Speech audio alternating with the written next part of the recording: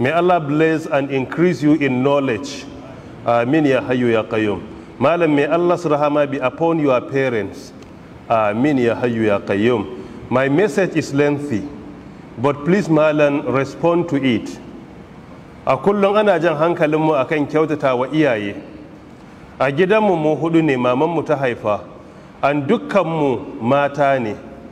Mahaifinmu baya son mu, ko dan mu mata ne ban sani ba. Mahaifinmu baya kula da mu, abinci ma sai ya ga daman bamu, balle sutura ko kudin makaranta. Dukka mahaifiyarmu ce mai yi mana, wallahi yana sati bai bamu abinci ba. Inna lillahi wa inna ilaihi raji'un. Sometimes sai ya ba wa mama naira 200 wai ta yi cefa ne. Mama ce mai kokarin saya mana kaya, abinci, sai ni da nake teaching nake taimakonta.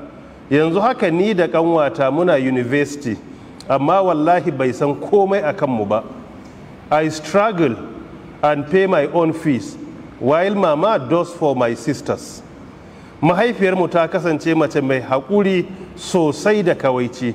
Sometimes za mu ce ta tafi kawai, amma sai ta ce a'a, ina za ta je ta bar mu.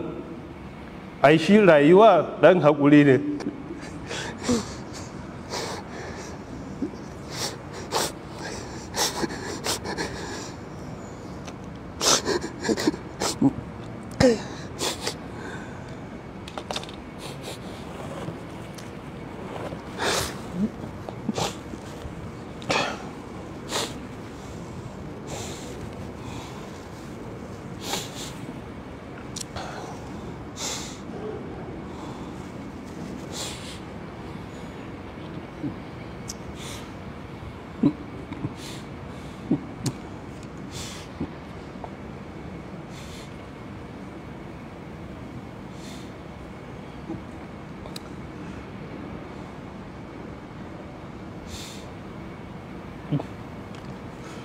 Malam, don Allah mai zan yi wa zuciyata ta daina zafi da ciwo akan abin da yake mana. Wallahi, sometimes I regret having him as a father, and I wish there is something I can do about it. Malam, na sha kai ƙaran shi ko wajen malaman islamiyyarmu, ko a yi mashi fada, zai ce ko zai gyara amma baya yi. Yanzu mun kai kowanne mun kawo girma. I am 23 years and my sisters are 20, 17 and 13 years. Kannenmu duka sun fahimci abin da yake yi. Ni ce da mama muke musu fada, suke gaishe shi da respecting din shi. Malam, I am in deep pain about my father's attitude. Please, I need your advice. My mom listens to your tafsir every day. Don Allah ka yi mata addu'a kuma ku ba mu shawara. May Allah continue to bless you.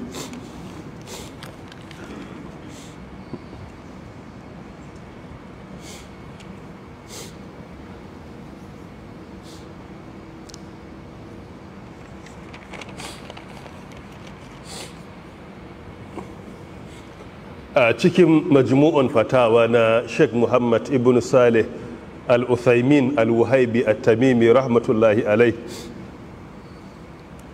a mujalladi na 17 a namba na 493, ya amsa tambaya akan addu'o'i da ake yi ke cire mutum a cikin kunci a rayuwa.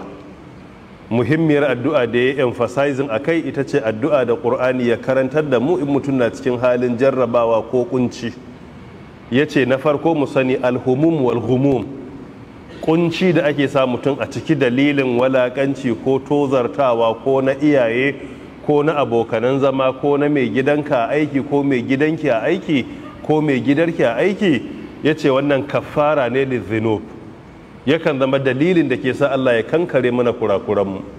don haka wannan jaraba da kike ciki da mahaifiya da 'yan uwanki muna fatan ya zama kafara ne na zunubai. Na biyu ya ce addu'a da ke da muhimmanci da ke da tasiri wajen cire mutum a damuwa da kunci da halin kakanikayi da yake ba da muhimmancin da cewa annabi ya yi nasara, salihan bayi da dama sun yi kuma Allah ya ba su nasara, shine la ilaha illa anta subhanaka inni kuntu minaz zalimin. Addu'ar da annabi Yunus alaihi salam yayi lokacin da ya samu kansa a cikin kunci da jarrabawa a cikin ruwa da ya samu kansa da kuma jarrabawan kifi da ya samu kansa, sai karanta la ilaha illa anta subhanaka inni kuntu minaz zalimin, ƙarshen aya ta 87 a cikin suratu Yunus, cewa babu abin bautawa da gaskiya sai Allah, sarki ya tabbata gare ka Allah, inni lalle ni kuntu na kasance minaz zalimina daga cikin mutane waɗanda suke azzalumai. Dalilin wannan Allah ta'ala ya ce fastajabna lahu wa najjaynahu minal gham wa kadhalika nunjil mu'minin, a cikin aya ta 88 gaban wannan aya a cikin suratu Yunus. Allah ya ce fastajabna la, sai kawo da fa'un cewa take sai muka amsa masa addu'arsa, sannan wa najjaynahu minal gham, muka cire shi daga wannan kunci din, kuma haka muke cire muminai a kunci. Ga hadithi jiya da na yi magana a kai na ajaban li amril mu'min inna amrahu kullahu lahu khairun wa laysa dhalika li ahadin illa lil mu'min in asabathu sarra shakara fa kana khairan lah wa in asabathu darra sabara fa kana khairan lah. Idan za ka yi mamaki, ka yi mamakin al'amarin mumini, duk abin da ya faru gare shi a rayuwa alkhairi ne. Wannan hadithi iya cikin sahihu Muslim, hadithi na nawa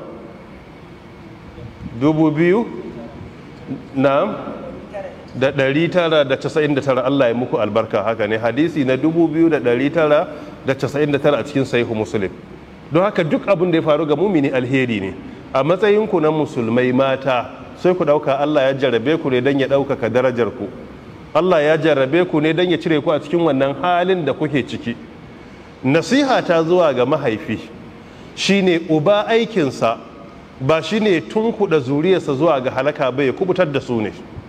Lokacin da uba yake tozarta 'ya'yansa, yake cin amanarsu, wannan bai sauke haƙƙinsa na uba na su kyautata masa, amma kuma yana cutar da su ta inda yake mai da kyautatawan yake da tsananin wahala gare su.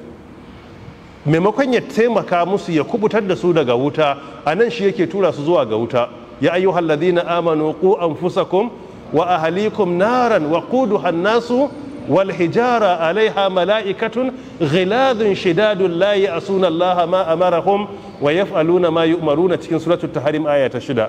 Kaga ai kubutar da yayanka kake daga halaka. Ibnu Usaymin rahimahullah ta'ala ke cewa wajibi ne ga duk wanda aka bashi wannan amana din ya kula da amana, ya kiyaye. In mai gida ne ya kiyaye na ƙasa da shi, in magidanci ne ya kula da iyalansa da 'ya'yansa, idan oga a ofis ne ya tausaya na ƙasa da shi. Yana kafa hujja da hadisin da fiyen halitta ke cewa ma min abdin yastar'ihi Allahu ra'iyatan fayamutu yawma yamutu wa huwa ghashun li ra'iyatihi illa harrama Allahu alaihi aljanna, cewa babu wani bawa da Allah zai bashi kiwon mutane har ya mutu yana ha'intan waɗanda aka bashi kiwo, face Allah ta'ala ya haramta masa aljanna. Wajibi ne a kiyaye wannan. Allah ya ba shi ikon gyarawa, su kuma Allah ta'ala ya ba su haƙuri akan wannan hali, ya sa su ci jarrabawa. Allah ta'ala ya ba mu ikon kyautata wa iyalanmu, Allah ta'ala ya ba mu ikon yin ihsani zuwa gare su.